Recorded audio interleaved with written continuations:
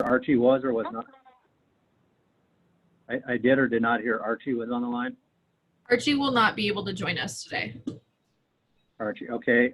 Mayor Furlong, I believe Scott Thorson, Councilmember Thorson's on, and Scott Dudek. Correct.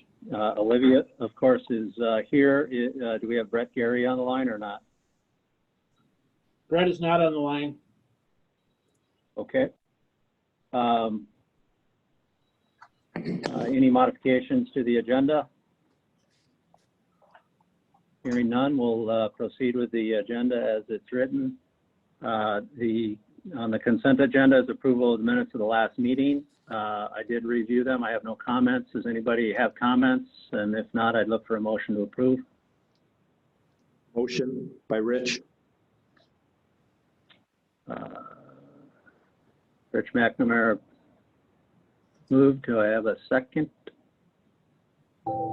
Second. Mayor Furlong, second. Any discussion? Any other comments? Okay, all those in favor? Aye. Aye. Aye. Those opposed? Hearing none, the minutes of the July 14th meeting are approved unanimously by those in attendance.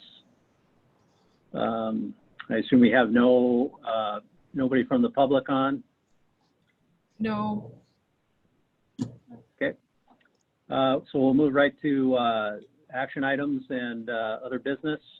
Items from council and staff. We'll start with the CARES grant funding distribution. Scott, will you be doing that update? Yes. Scott Dudek? Okay, Yes. all you. Very good. Well, bear with me as we go through this first meeting, and lots of things going on. Trying to keep our heads above water with all the projects going on. We'll get into that. The CARES funding. So talked to, actually as late as today, even talking to council on our intention with that. Because of the lack of direction with funding and where the dollars can be used and where they can't be used, what we're going to do is we're going to use the funds which has been it's in writing from the state as a qualifying event. We can use all the dollars for public safety payroll. So basically we can cover all of our public safety payroll, police, fire, anything public safety related. We exceed that dollar amount because we're still in the peacetime emergency. So we exceed our payroll. So what we can do, what we're going to do, we're transferring all of that $900,000 into that fund internally, and that really clears up all of the auditing purposes and all of that in the future, because it's an approved expenditure. Audit is going to be seamless, no issues. And then council can make decisions if we want to do some other programs utilizing our own general fund dollars within the city. But it frees us up from all the requirements using the CARE funding. Okay. And I Was would there just any, like, go ahead. if I could just add, there's a lot of communities that are doing the same thing, only because of what Scott had just mentioned, that they're able to put the money into their general fund and be able to have time to be able to spend it. Otherwise, if we didn't do that, we'd have a timeline that we'd have to disperse that money. So I think it's a good move on the city's part to be able to take their time and to be able to allocate that money out the way we want it. And not only the timeline, but even more importantly is if we did some grant funding, as we call it, grant funding to different programs or not, later on, if we find out that didn't meet criteria for the funding through CARES, we would have to pull that money back and have to pay it out of our own dollars. So this really clears that up and allows us to do what we want later, or and takes those stipulations away. Yeah, ease of audit seems to make a lot of sense. This is a little out of EDA purview, but a little bit, but I did really like the idea of, the thought of upgrading the city's online, systems and what have you. And I guess I would just say I would hope, council still considers that before all of that money that winds up in general fund or wherever it's going disappears to other causes. But Yeah, no, it's along that line, Robert, that is very much the intent, that this money is not used to plug a general fund hole, but to be used for things like that, doing updates like like you just mentioned, the web-based software that is not only our community can access that from the web anytime, day or night, and be able to conduct business, but also staff can do that without VPN connections and remote desktop and all those types of things, let alone a software system that we have that's 20 years old that is in dire need of being updated. Scott? okay, any other comments or Yeah. thoughts on the CARES grant? Yeah, just to clarify, Scott, for simplicity's sake, when the finance director was at the last meeting, is the other concept here, I know they were trying to figure out what businesses might be able to apply for some funds. Is the thought process here too, rather than having 40, 50 applications for $5,000 a piece with not knowing, is if the council decided that, hey, we were going to take 250,000 of these dollars and allocate into a grant program for businesses, that's something that could be done, or am I on a whole different page?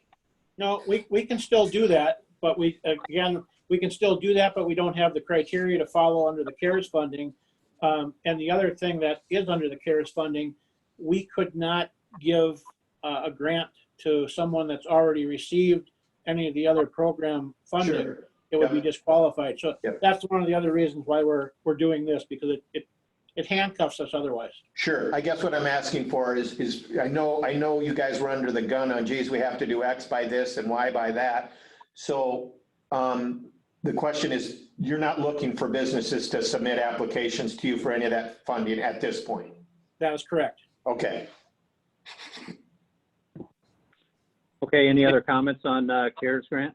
Yeah, I'll just piggyback off of that, Rich, and I think that's exactly what at least I would envision us. I mean, we were kind of under this deadline of, well, here's the money. It was released on July 3rd, and you got until whatever that deadline in November was to spend it. And there were questions over what's a qualifying expense, and if you were to do grants, all these speculations over what you can do and the criteria you have to collect to meet this audit. This essentially simplifies it by saying, okay, we're going to use 100% of the money to fund public safety. And then because of that, that frees up some general fund money that we can say, like you said, we could just say as a council, well, let's transfer $500,000 into the EDA and give them direction on coming up with an implementation plan on issuing that out to businesses that have been impacted by the pandemic and come up with parameters for that. Yep. And then we're not held to that November deadline. So it gives us time to think about it and put a plan in place and some sort of accounting for it and not have that 2-month window essentially and rush business to apply for it too. Is it helpful, Councilmember Thorson or Mayor Furlong? Is it helpful if the EDA, provided, I'll just call it a position paper or recommendation or something to the council in terms of how the EDA might utilize those funds in that capacity or anything like that? Is that helpful at all at the council level or? I mean, I would say that we do have that list of things that Scott has put together, and on that list is so much money that's going to go to the businesses. So I would say, Robert, are you looking for a dollar amount, or are you looking for just like a direction from the council? I'm looking for how can the EDA support the council in helping direct those funds to that cause? Is it helpful if the EDA provides a recommendation or a position or something to the council? So when it enters discussion at council meetings, you at least have something from the EDA that we've vetted it at some, rudimentary level and that those dollars are going to go to the right place. Yeah. If it's not if it's not helpful, we don't need to do it. I just trying to support council in, you know, when you're sitting up on the dais and people are asking you questions. Right. I mean, I would think that anything from the EDA would be helpful with the direction on how to spend those monies for the businesses. And my thought is that if we can do something like that, and we've got a list of, and to make a decision on how much money that actually is, but in my mind, I'd like to see us transfer the money to EDA and let the EDA, you know, do that out to our businesses to help promote, not only that, to help promote our EDA and what it's doing for our local businesses. And that we're going to attempt tomorrow to get the Business Association board together for the first time at noon tomorrow. We haven't been together since, you know, March, since all this has happened. So we're going to try to get everybody just at the board level together with kind of some updates on everything in general. But it would be nice, that's my thought, is getting this back into the EDA, a dollar amount of this that could be administered out to businesses. Okay. Olivia, can I ask that we create a to-do to have staff, you know, draft a memo that we can circulate amongst the EDA commissioners? You know, we'll probably have to do that electronically to gain approval of a memo that we could submit to the council in that regard. Yeah, absolutely. Okay, anything further there? That should be all there. Okay, let's move on to community center. Scott? Nice one. Community center really has been no further movement on that, other than we do have, you know, there's interest on two parties on the property, and so I just threw it back on there just for that sake, that we have interest from two different parties on the building, and nothing has happened purely from timing of everything. I think there's, you know, with all the COVID things shut down, people are trying to run their business if they can, but it is something that we need to get back to and see where it's going to go. And if anybody has any, I guess, direction or comment on that when we have another interested party now. Scott, I might have missed a meeting, or maybe just, obviously there's been a disconnect from March just because of meetings and everything else. I know at one point, 7-8 months ago, when there was one interested party, and I believe it was the volleyball entity that's renting the space now. Have they resumed operations in terms of their clinics and practices and stuff in the facility? Yes, they have resumed, and they've done a great job of, you know, they're doing their separation. They've got separate doors that people are coming and going from, but they're doing what they can to operate down there with the volleyball. Yes. Okay, and they are one of the two interested parties. Is that accurate? That's correct. Okay. Go ahead. I'm gonna abstain from comment on this now and for future. I do, and I'll just announce, there is a third party, Scott, that I wanted to discuss with you. I am an equity holder in that party, so I'm going to skip out on the balance of community center discussion. Okay. All right. Sounds good. All right. Well, we'll continue on with that and keep the group up to date.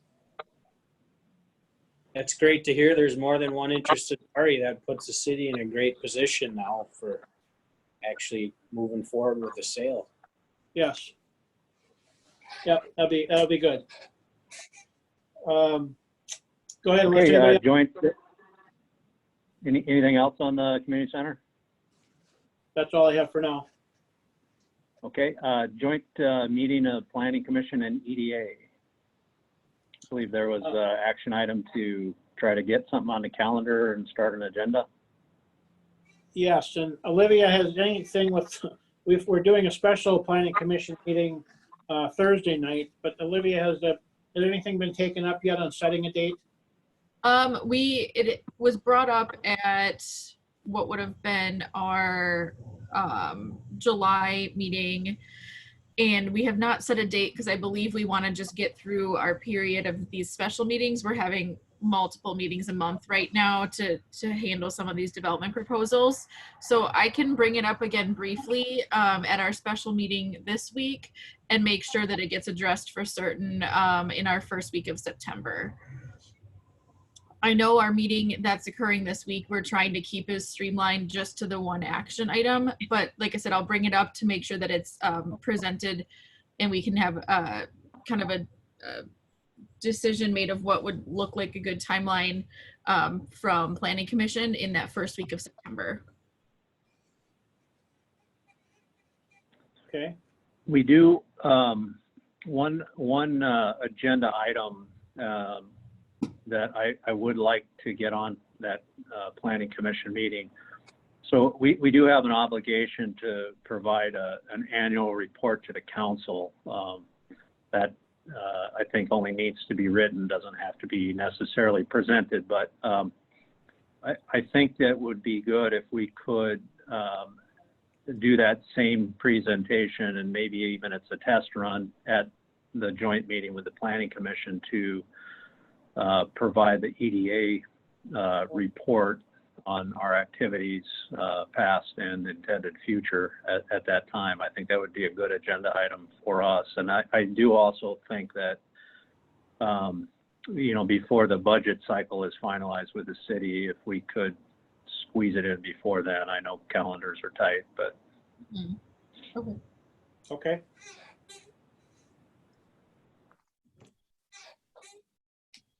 All right.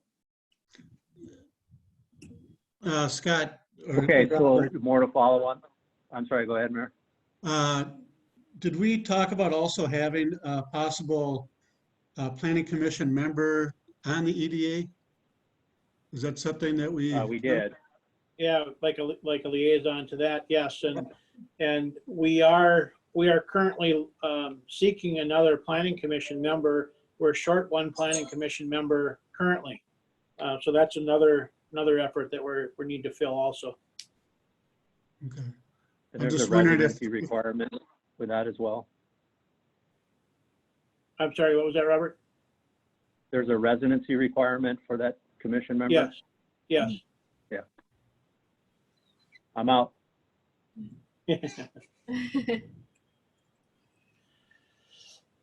Yeah, so we would try to do that role. We to have that liaison would be good. And I think we even talked about having the chair be a part of that. Mhm. Correct. So if Elaine, you know, if we reach out to her, see if she's willing to Okay, sit on. got it. Okay, Okay. so we'll look for staff to report more back on that the next update, Absolutely. Paul. Okay, Scott, development updates? Wow. Yeah. Lot- We lots only going- have so much time, so truncate it. You're right. Well, you can see what's going on in the downtown, and I'd like to put blinders on people for a while because it looks really tough down there right now with all the things that are being tore up, and it's just like any other project, street projects or not. It's a mess for a while, and then when it's completed, it's a whole different look. But yeah, we're well into things in the downtown with the street work well underway. Sanitary sewer rerouting was completed last week. The former dental office across the street from the fire station, the former Nelson Dental office, that one was demolished and removed. We've got the concrete and asphalt being stockpiled in that lot coming off the street. There'll be a portable crusher coming in to crush that material there and reuse it back on the site, on the roads and whatnot. The old former barber shop / toy shelf that was on the corner of 7th and Margaret, we did demolish that. That's been removed. So those couple buildings have moved on. Most of 7th Avenue and Margaret, the concrete has been removed. They're working back they started down on Lilly News End of 7th Avenue a couple days ago. they're back up to the intersection of 7th and Margaret right now. So probably another couple days, all of the concrete surface will be out of the entire site. They've been working on temporary water services, hooking up temporary water to all the businesses so that they can start water main replacement. And we've been waiting on bacteria testing to get the lab results back on those temporary water services. So all that is progressing, putting in some new isolation valves on the main that will be tied into, but water and sewer work is progressing very well. That's our downtown. I guess we're continuing to push with the closing, if you will. This thing has been closing forever, trying to get through all the hurdles to actually get moving on the building construction. Did talk yesterday. Sounds like they're going to get approval for an early start, if you will, so that the project can start and not waiting for all the final documents to be done through the mortgaging and things like that. So we're pushing hard to get that moving. Everybody is getting very impatient and disappointed with the good weather that's passing by. We're going to be into winter before you know it for construction. So everybody's pushing hard for that event. So we've got a couple. Who's the lender on that? Pardon? Who's the lender? Anchor Bank, or not Anchor. What is it? The name's changed to phrase. Old National. There you go. That's what Old I was tip of my tongue. Old National. So that is the lender on it. So they're working on that with pressure every day to get that completed. We've got a couple buildings left to demo in the downtown with the project. That's the blue building across from the post office, the dental building, and one more white residential house behind the old city hall site. Those three are left for demo for the site work. I think that's most. Sepulveda Boulevard. We did repave Sepulveda Boulevard last Saturday. So that's been repaved, been restriped. Mailboxes have been relocated. Sepulveda turned out very nice, back to two-way traffic, and put up some speed signs and things today to try to slow that traffic down back there. Some pedestrian signs and 15-mile-an-hour speed limit signs temporary on Sepulveda between Charles and Helen. Detours all over the city with all the work that's going on, and just trying to get as much information out to people as possible, and it's difficult times getting around. What else can I tell you? The Anchor North site is also progressing well. The storage building, that work down there is moving along well. We did sign agreement with Quick Trip, so we have that signed. We have their earnest money in place, and they're working on their plans and things for submittal to the Planning Commission. So everything is moving along with that, with planned approval with all those items to close on the purchase of that property with Quick Trip before the end of the year, and then construction of that site beginning next spring as early as possible with a 110-day build. The apartment with Trident, been working with them the last few days again. We're at the final stretch. I'm expecting the purchase agreement back from them probably today or tomorrow. Talked to Roger from Trident earlier today. My goal is to take that to council for approval on the 18th, next Tuesday. And I also moved ahead with that one ahead of time, submitted their building plans. I've got that back from plan review. So basically, we're ready to issue a building permit as soon as we sign the deal on that. They'll be able to start immediately. So needless to say, there is lots of balls in the air. Yeah, looks good. I think some dynamic changes and obviously, it's got to feel pretty real for residents, both those that have been here long term and those that might be new to the community, but all good stuff. So Well, any Scott, other questions, comments ahead. about the developments? is Scott, is Trident's intention to start construction this summer or this fall? yes, as soon as we get this thing signed, they're talking about starting in September. Okay. How are the M&I sales going?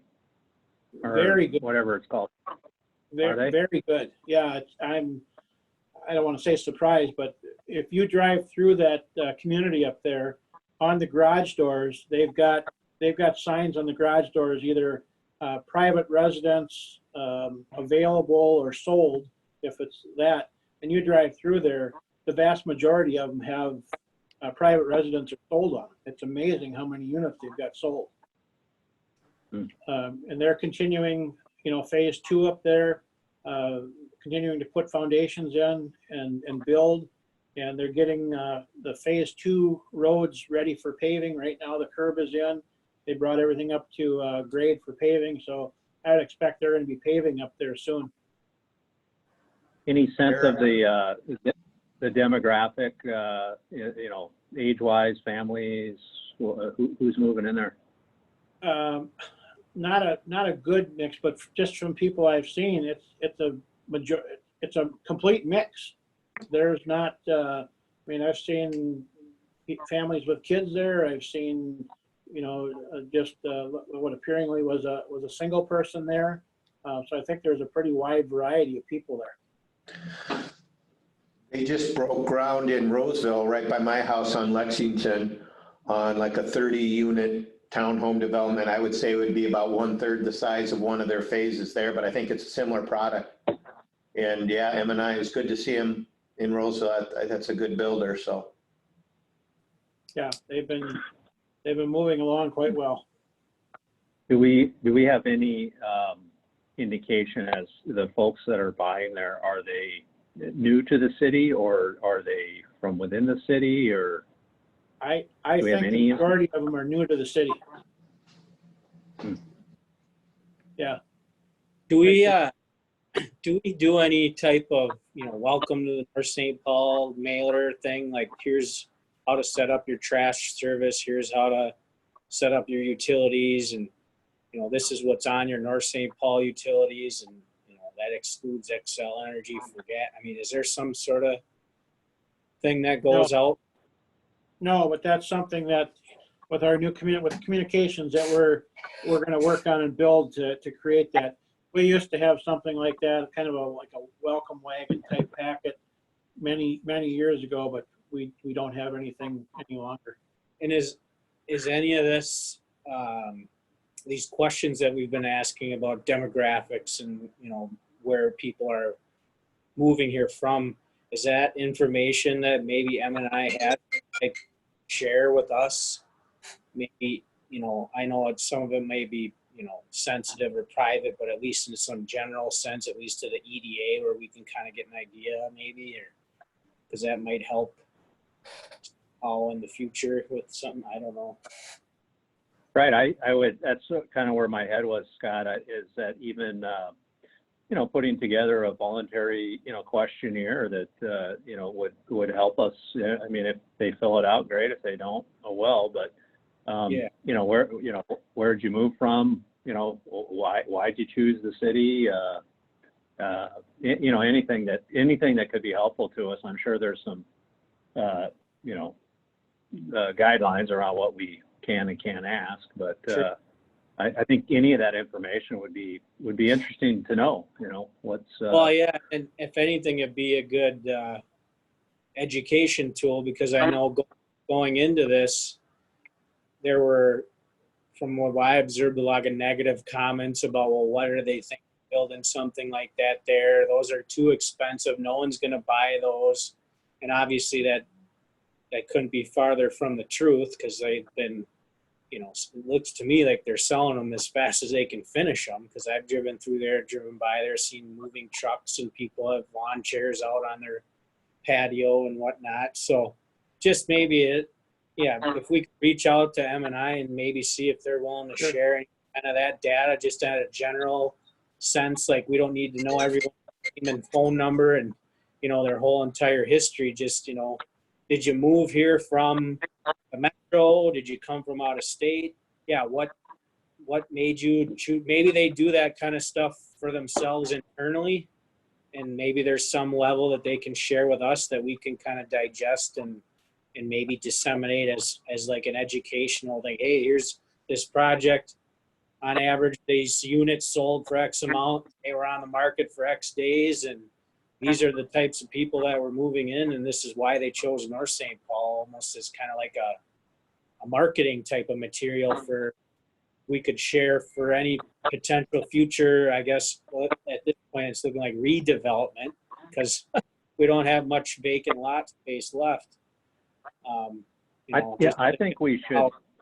Yeah, Scott, I mean, unless people are opposed, I'd like to be a little more affirmative with that, as opposed to, you know, certainly talk to M&I, but it'd be a little more affirmative, reaching out to the residents if there's a welcome pack going out, to try to get a questionnaire in there, get what information we can. And then don't forget the other question.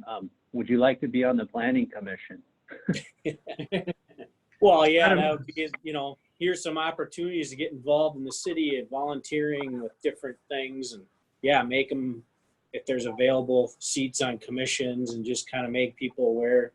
The city council meets on the first and second or third Tuesday, and we have a volunteer fire department, a full-time police. I mean, a lot of those things that maybe some people are moving in, you know, for all they know, they might think they're moving into North St. Paul. It's a suburb or a neighborhood of the city of St. Paul, is a common misconception. Right. But I'm sure if they're Is that something? Is that something that the EDA should be taking on, or what? Any thoughts there, Scott? How to get that done? Well, I was just going to say, maybe with a smaller, you know, maybe we do that right away, where we could put together a smaller welcoming survey type of thing that we can get out just to that community, rather than something that we're doing citywide.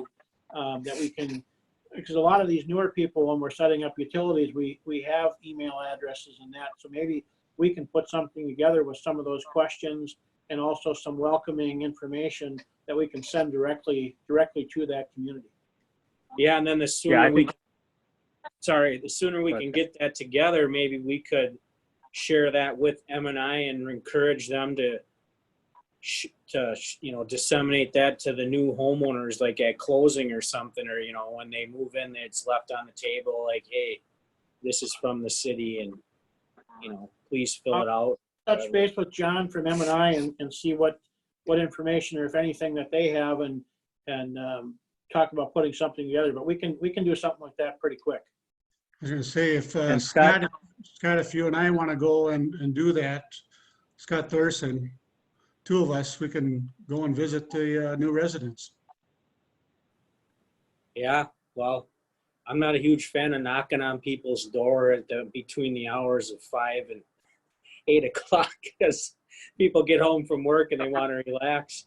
But Right. yeah, I'm not opposed to that. You know, if we want to go down there and just kind of cold call people, but I think we should have some official thing together from the city. I think that just be Right. beneficial, and then, you know, that would easily translate to these 2 apartment complexes, because again, this would be useful information, at the very least educational for our own residents who, you know, you hear all this negativity that, oh, they're never going to sell, no one's going to move there. It's like, well, here's the reality of the situation, and not to be like a in your face, you're wrong kind of thing, but just, hey, look, this is what's actually going on here, and these are the people that are moving in, and you know, it's, you know, And that could maybe be sorts of different ways, but maybe we do that. I mean, it wouldn't take long to put some of that information together, but we put that together right away, and then we have that ready as kind of we can either mail it out if people want it mailed out to them, but when we're setting up new utilities, that's the place to do it. That, we can either email it to you electronically, complete it, and have it be a form fillable thing, something that's simple and easy for them, that they can return it electronically, or if they prefer, we can have it in written form that we can mail it out to them with a prepaid envelope that they can send it back or something. And then maybe to reference that new North St. Paul notifications link that's up on our website, like, hey, if you want, sign up here. This is the kind of notifications you can get for various things. And Yep. Okay. Scott, if you're, not to complicate it, but if you're meeting with the business group tomorrow, if we're actually going to put together some sort of welcome packet, good opportunity maybe for some of the businesses, like I just think like the ice cream shop, or, come get a free ice cream or a discounted ice cream, or, to introduce themselves to the community as well. So Sure. might throw that out there. But, Yep. Okay.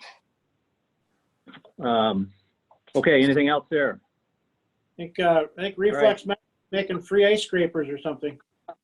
There you go. Kevin's been awfully quiet here. Kevin, are you All right, there? we'll move on. Kevin, can you hear us? You're muted, Kevin. You're still muted, Kevin.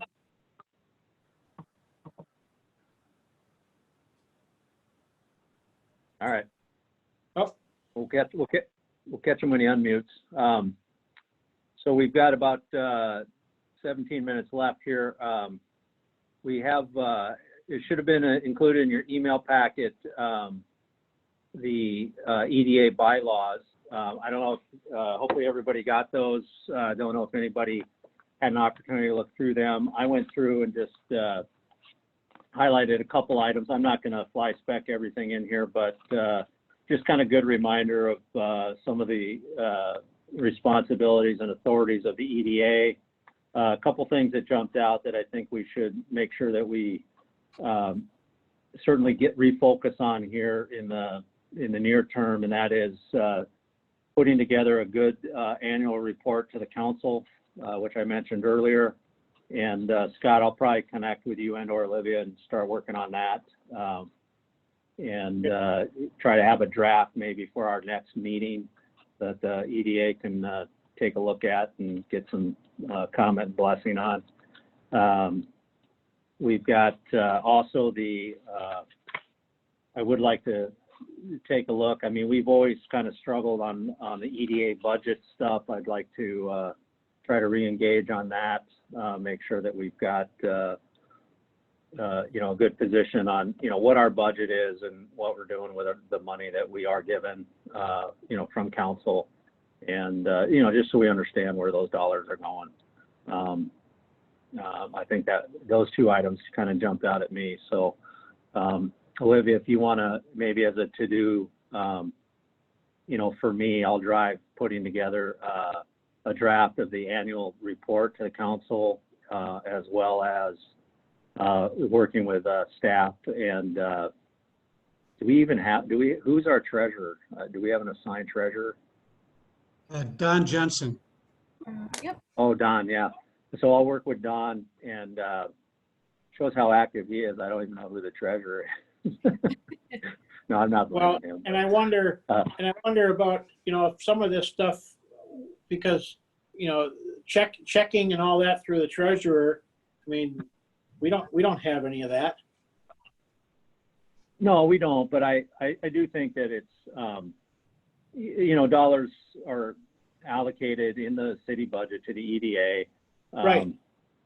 And I know there's, dollars that go back and forth for staff effort and staff contribution and other things, but, we should at least fulfill that our end of understanding. This is what was granted in the budget. This is where the dollars went. This is what's sitting there, et cetera.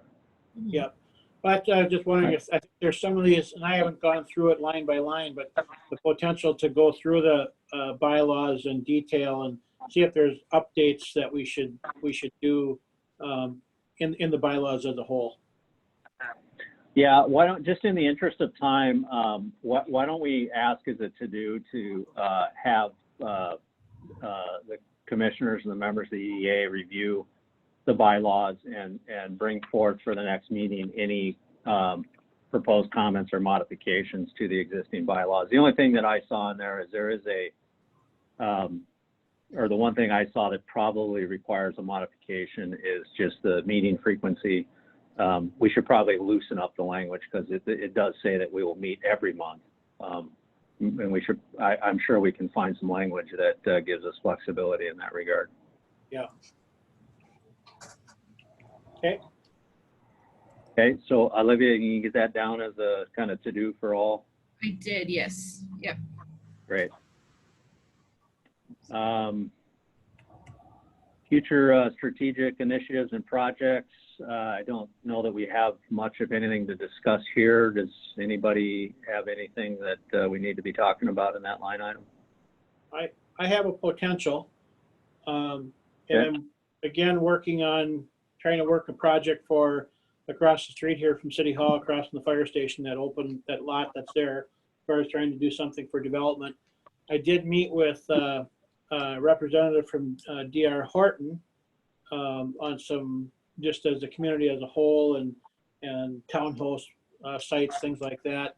We don't have anything large enough for them, but they are potentially have interest in the site across from the City Hall here for a vertical build, not kind of another arm of their organization. So I'm pursuing that a little bit to see if that's going to pick up any traction. But the other thing I threw out is that there is very strong interest, again, from the library, and I put out an email last week for them to get back in touch with me, the director. I just want to touch base with the library and see if they are still on board with things, because last I talked to them, they were looking for, I think it was around 5,000 to 6,000 square feet.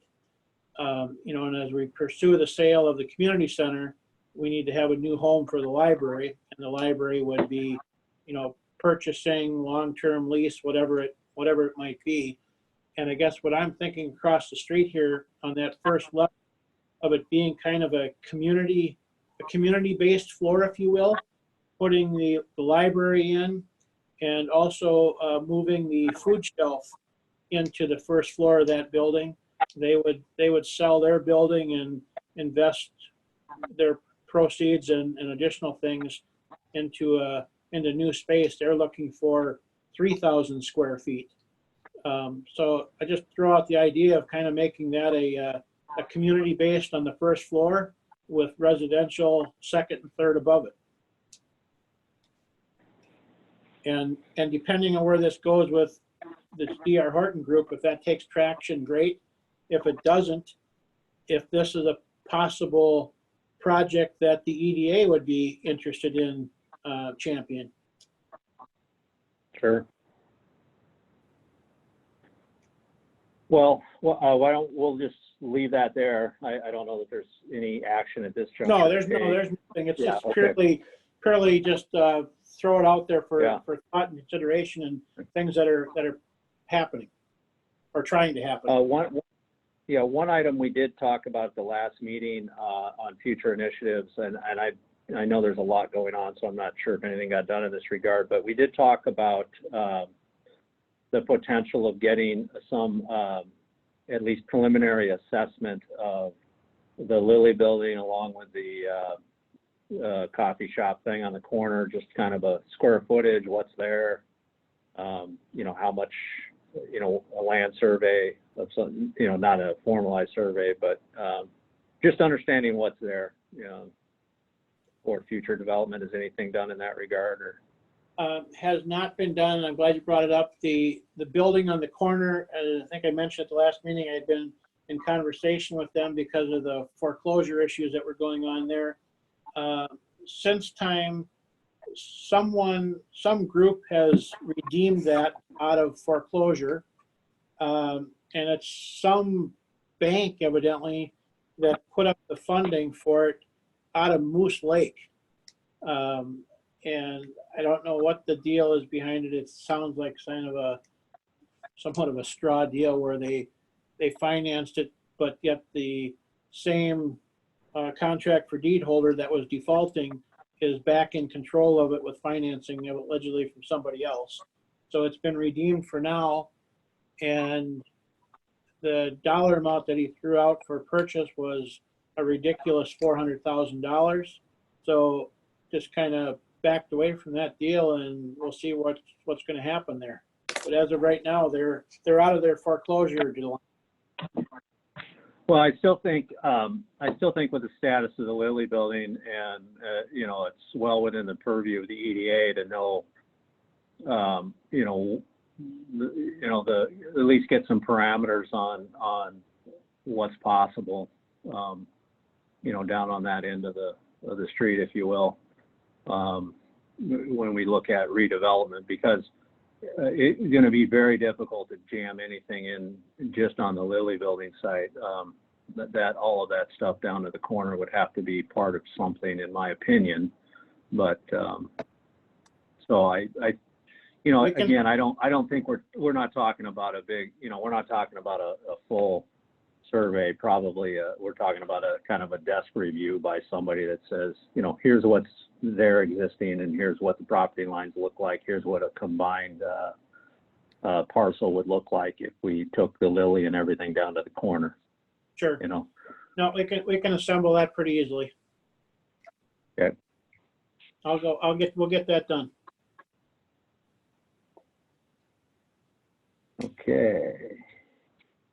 Any other strategic initiatives or projects? Anything else? Okay, Scott, hearing nothing. Scott, anything to report? Executive Director?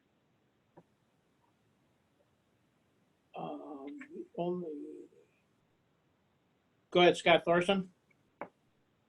Oh, no, that's you. That's Scott Dudek. You're the executive. Oh, you're talking about me? Director. No, the only other thing I've got is that we're progressing finally with the BP demolition. We've got the asbestos. Thankfully, there was no asbestos in the building. That's the first time that that's come up on a demo.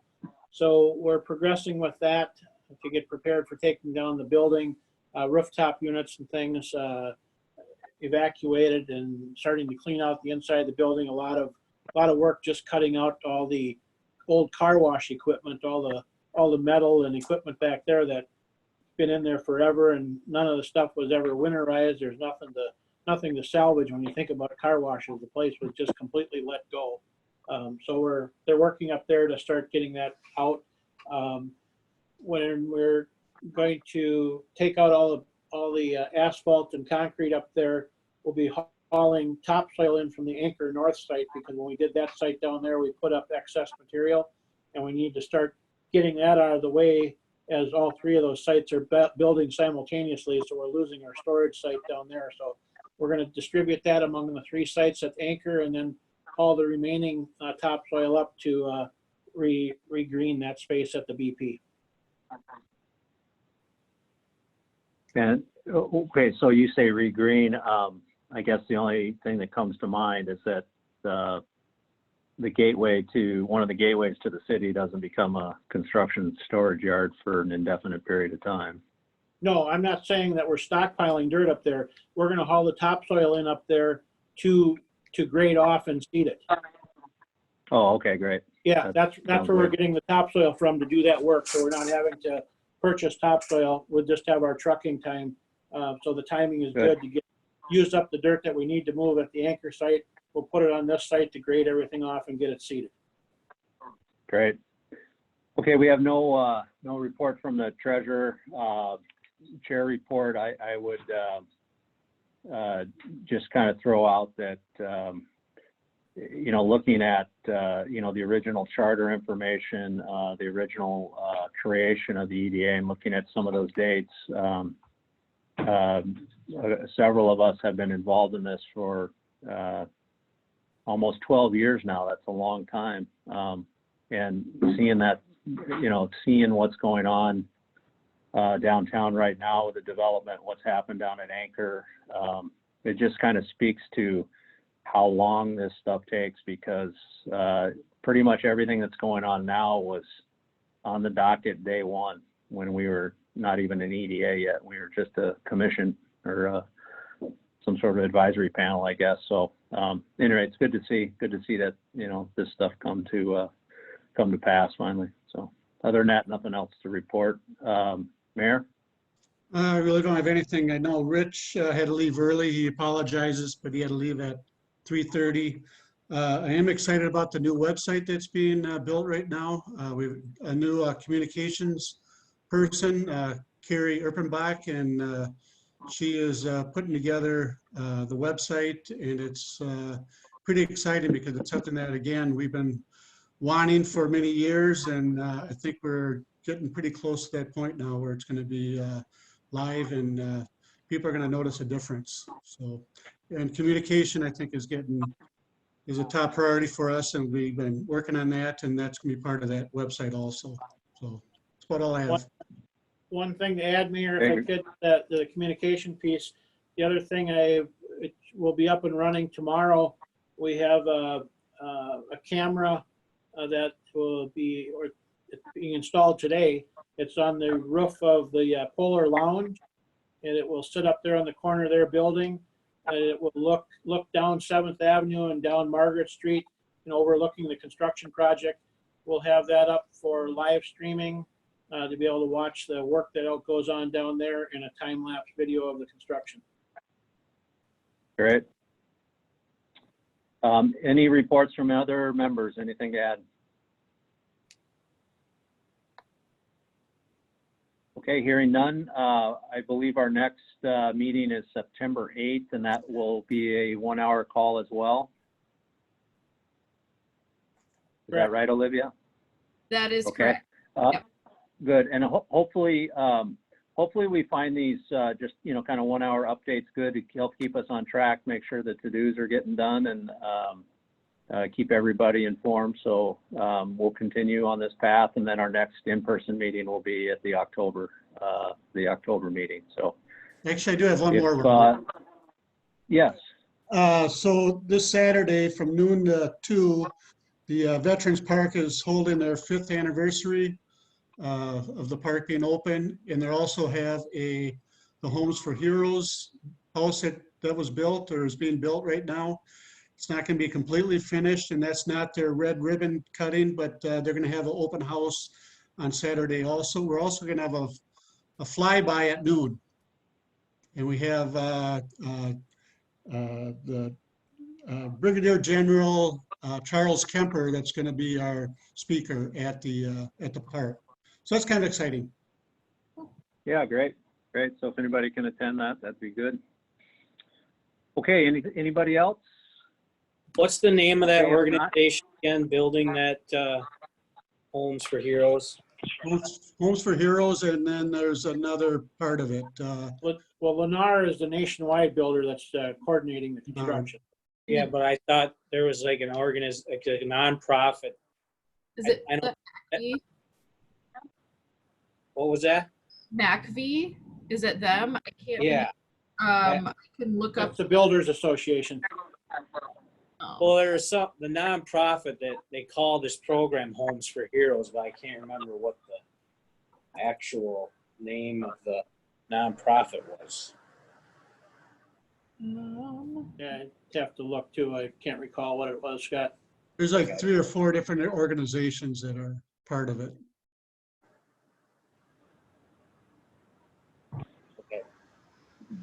Kevin, did you? Olivia, yeah, if maybe we can include that in the minutes for everybody's information. So if there's nothing else, we're at our 1 hour. Hearing nothing, we'll go ahead and adjourn. I appreciate everybody's attendance. Thanks, Robert. Thank you. Okay, Thank you. Thanks, everyone.